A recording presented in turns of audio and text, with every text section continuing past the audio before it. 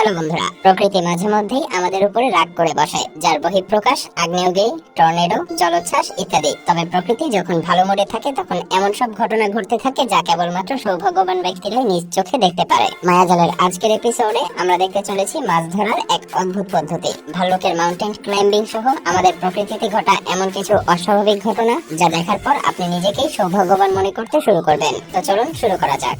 মাড fishing, এই unique পদ্ধতিতে কিছু জেলে বিরল প্রজাতির এই মাছ ধরে থাকে। এটা সত্যি মাছ ধরার একটি পাগলাটে কৌশল। এমনকি এই জেলেরা পানিতেও নামে না। আসলে এই বিরল প্রজাতির মাছ ডিমের মধ্যে কাদামাটির নিচে লুকিয়ে থাকে, আর সেই মাটিতে কিছু অ্যালকোহল ঢেলে দিয়ে আগুন ধরিয়ে দিলেই সমস্ত মাছগুলো ডিম ভেঙে এভাবেই উপরে বেরিয়ে আসতে শুরু করে। দেখে যেন মনে হয় মুরগির ডিম এভাবে সাজানো আছে। চাইলেই আপনি ফ্রাইং প্যান এনে আগুন জ্বালিয়ে এখনই রান্না করে খেতে পারেন। আসলে গাছের নিচে স্যাঁতস্যাঁতে ভেজা মাটিতে এই বিরল প্রজাতির মাছেরা ডিমের নিচে এভাবেই বাস করে।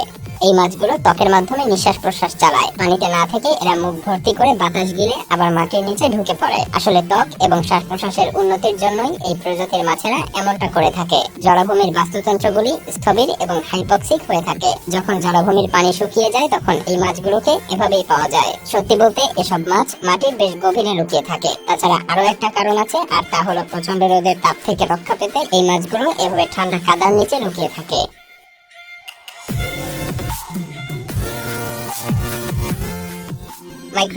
মাইক্রোবাস্ট হলো ঘূর্ণায়নশীল একটি বজ্রঝড়, যা যেকোনো সময় যেকোনো জায়গায় নেমে আসতে পারে। এর ব্যাস হয়ে থাকে 2.5 মাইল পর্যন্ত। প্রাকৃতিক দুর্যোগ মানুষ এবং প্রকৃতির জন্য মাঝে মধ্যে বিপর্যয় ডেকে আনে। এমনকি এই প্রাকৃতিক দুর্যোগ বিমান চলাচলের জন্য মাঝে মধ্যে বিপজ্জনক হয়ে ওঠে। যদিও এটা টর্নেডোর মতো অতটা দেখা যায় না, তবে এটা ক্ষতি করতে পারে ঠিক টর্নেডোর মতোই, এমনকি কখনো কখনো তার চাইতেও বেশি কিছু। প্রাকৃতিক এই দুর্যোগের মধ্যে বাতাসের গতিবেগ 150 মাইল প্রতি ঘন্টা বেগে বইতে থাকে। এটা বায়ুমণ্ডলের মধ্যস্তরের শুষ্ক বায়ু প্রবেশ করার কারণে শীতলীকরণ সহ বেশ কয়েকটি কারণে ঘটে থাকে। ঠিক যে সময়টাতে মেঘের বেজ হিমাঙ্কের উপরে থাকে, কোনো মাইক্রোবাস্টে বজ্রঝড় এবং শিলাবৃষ্টির মিশ্রণ দেখা যায়, আর এটা তখন ভয়ঙ্কর বেগে নিচে নেমে আসে। মূলত এগুলো 3 প্রকারের হয়ে থাকে: শুকনো, ভেজা এবং হাইব্রিড। এটা ঠিক তখনই গরম হয়ে নিচে নেমে আসে যখন কোনো এলাকায় বৃষ্টিপাতের পরিমাণ অনেক কম থাকে। আর ভেজা মাইক্রোবাস্টের কারণ বুঝতেই পারছেন। আর ভেজা এবং শুকনো মাইক্রোবাস্ট যখন একসাথে ঘটে তখন তাকে হাইব্রিড মাইক্রোবাস্ট বলে।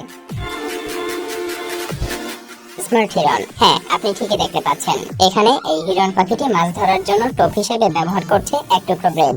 এইসব পাখিগুলো প্রথমে মাছ ধরার জন্য দূরের কোনো স্থান থেকে রুটি ঠোঁটে করে এনে পানিতে ফেলে দেয়, আর সেই সকল রুটিগুলো খেতে মাছ উপরে উঠে আসে। আর এই সুযোগেরই সদ্ব্যবহার করে এই পাখিগুলো। বিবিসির তথ্য অনুসারে শীর্ষে থাকা মাছ শিকারী 12টি পাখি প্রজাতির মধ্যে এই পাখি প্রজাতির অবস্থান রয়েছে 7 নম্বরে। এরা এমন সব জায়গায় ঘোরাফেরা করে যেখানে মানুষ বিভিন্ন প্রজাতির হাঁসকে রুটি খাইয়ে থাকে, আর সেই জায়গাগুলোতে অবশ্যই মাছ থাকে। আসলে এই পাখিগুলো হয়তো বুঝতে পারে ব্রেডের চাইতে প্রোটিনের অনেক বড় উৎস হলো মাছ, তাই এই পাখিগুলো এসব ব্রেড না খেয়ে মাছ শিকার করার জন্য সেগুলোকে টোপ হিসেবে ব্যবহার করে। এই প্রজাতির পাখিগুলোকে উত্তর এবং মধ্য আমেরিকা জুড়ে কিছুটা নিচু অঞ্চলের জলাভূমিতে দেখতে পাওয়া যায়। এই পাখিগুলোকে আপনি সবচাইতে বেশি দেখতে পাবেন সকালে এবং গোধূলি সন্ধ্যায়। এরা সারাদিন বিভিন্ন জায়গায় লুকিয়ে থাকে এবং কখনো কখনো নিশাচর প্রাণীতে পরিণত হয়। অবাক করা বিষয় হলো এই প্রজাতির পাখি মাছ, ব্যাঙ, জোঁক সহ বিভিন্ন জলজ উদ্ভিদ এবং প্রাণী নির্বিঘ্নে খেতে পারে।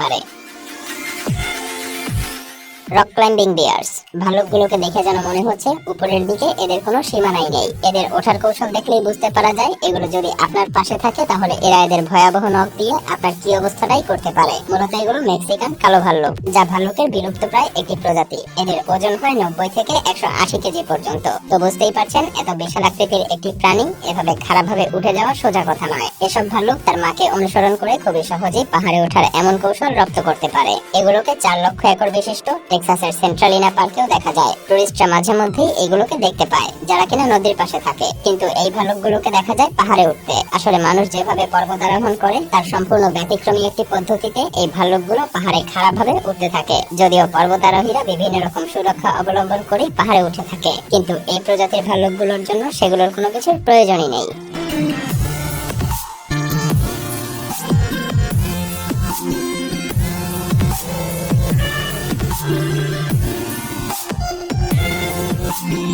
Frog ride fish.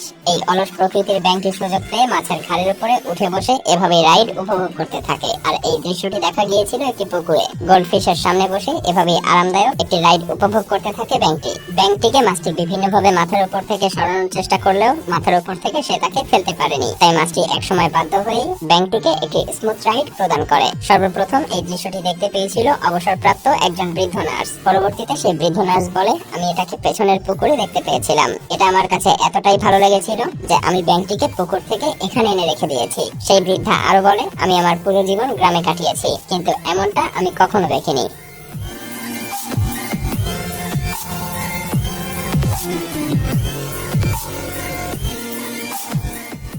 Reverse waterfall. প্রবল বেগের বাতাসের কারণে সিডনিতে এমন দৃশ্য ধারণ করা সম্ভব হয়েছিল, অথচ এটি দেখে যেন মনে হয় এটি একটি বিপরীতমুখী ঝর্ণা, যেখানে পানি নিচের দিকে পড়ার পরিবর্তে উপরের দিকে উঠতে থাকে। এটা মাঝে মধ্যেই অস্ট্রেলিয়া, ভারত, জাপান, ইংল্যান্ড সহ পৃথিবীর বিভিন্ন প্রান্তেই দেখা যায়। সম্প্রতি এই দৃশ্য দেখা গিয়েছে অস্ট্রেলিয়ার রয়্যাল ন্যাশনাল পার্কে। কারণ ছিল বৃষ্টি এবং প্রবল বাতাস। উপকূল থেকে প্রতি ঘন্টায় 45 মাইল বেগে যখন বাতাস বইছিল, ঠিক তখন দেখে মনে হয় এটা গ্র্যাভিটির উল্টো দিকে কাজ করে। আসলে এটা সেই জায়গাতেই ঘটে যেখানে সমুদ্র থেকে প্রবল বাতাস উপরের দিকে উঠে আসে, এবং ঠিক সেই বাতাসের সামনের অংশেই থাকে এমন সব জলপ্রপাত। ভারতের মহারাষ্ট্রের পশ্চিমেও এমনটা দেখা যায়। এই জায়গাটির দূরত্ব মুম্বাই থেকে 3 ঘন্টা, আর এটা হাইকারদেরকে আরো আকর্ষণ করে। এমন দৃশ্য দেখতে হলে আপনাকে বর্ষার মৌসুমে এসব জায়গাগুলোতে যেতে হবে।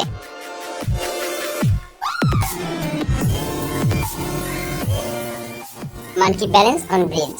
সিয়ান নামক এই বানরটিকে সম্প্রতি দক্ষিণ আফ্রিকার একটি বন্যপ্রাণী অভয়াশ্রমে স্থানান্তরিত করা হয়েছে। আর এই জায়গাটিতে বানরটি এসে তার নতুন কিছু ক্রিয়া কৌশল সবার সামনে প্রদর্শন করে। বানরটি ঠিক এভাবেই দড়ির উপরে সার্কাস স্টাইলে হাঁটতে শুরু করে। সত্যি বলতে বানরটি কাঠের তৈরি এই সেতুটির দড়ির উপর দিয়ে হাঁটতে খুবই পছন্দ করে। আর এটা দেখে বনের অন্যান্য প্রাণী এবং মানুষও বেশ অবাক হয়ে যায়। দেখে যেন মনে হয় বানরটি মানুষকে কপি করছে। দক্ষিণ এবং মধ্য আমেরিকার নতুন সময়ের বানর এবং ইউরোপের পুরোনো দিনের বানরগুলোর মধ্যে বেশ কিছু মিল থাকলেও এ বিষয়ে কোনো মিল নেই। আর তা হলো নতুন দিনের বানরগুলোর লেজ থাকে, কিন্তু পুরোনো দিনের বানরগুলোর কোনো লেজ নেই। সেই সাথে এদের রয়েছে ঠিক মানুষের মতোই ট্রাইকোমেটিক কালার ভিশন বা দৃষ্টিশক্তি, কিন্তু নিউ ওয়ার্ল্ডের বানরগুলোর দৃষ্টিশক্তি ট্রাইকোমেটিক এবং ট্রাইকোমেটিক উভয়ই হয়ে থাকে। এমনকি এরা একরঙাও হয়ে থাকে, ঠিক প্যাঁচার মতো। তবে এসব বানর যে কোনো প্রজাতিরই হোক না কেন, সিয়ানের মতো এমন টেকনিক খুব কম বানরেরই জানা আছে।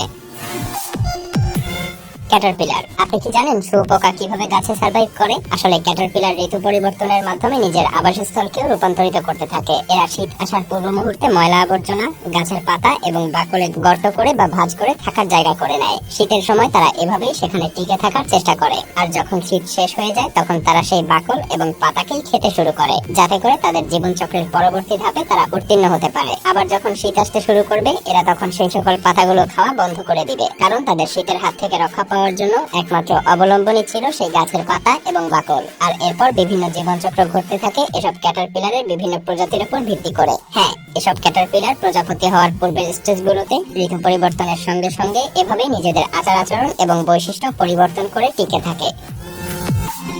ভিডিওটি ভালো লাগলে শেয়ার করতে পারেন, এবং আপনি যদি এমনই রহস্য, রোমাঞ্চ, আনকমন আর ইন্টারেস্টিং ভিডিও দেখতে পছন্দ করে থাকেন তবে মায়াজাল চ্যানেলটিকে এখনই সাবস্ক্রাইব করুন এবং পাশে রাখা বেল আইকনটি প্রেস করুন। তো দেখা হচ্ছে আগামী এপিসোডে। ততক্ষণ পর্যন্ত ভালো থাকবেন। ধন্যবাদ।